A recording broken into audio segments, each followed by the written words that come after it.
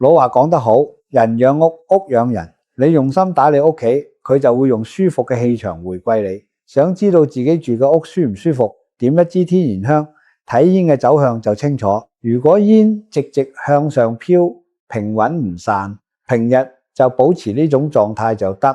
如果煙左右亂飄，飄忽不定，記得多開窗通風換氣。如果煙氣下沉或者繞住打轉，久久不散，平時就要勤執拾屋企，長期空置，戶型唔通透，雜物堆積過多，新裝修同油煙重嘅房屋最容易出現後面兩種情況。想了解自家屋企氣場，可以試下我呢款天然香，每日早中晚各點一支，擺放喺客廳或者日常起居嘅位置，堅持3幾日就會見到變化，煙氣會慢慢變得不直平穩，緩緩向上升騰。切記持之以恆。呢款香採用天然植物古法炮製，氣味清潤自然。點擊視頻左下角就可以入手返屋企，屋企住得舒心，日子先會過得順意。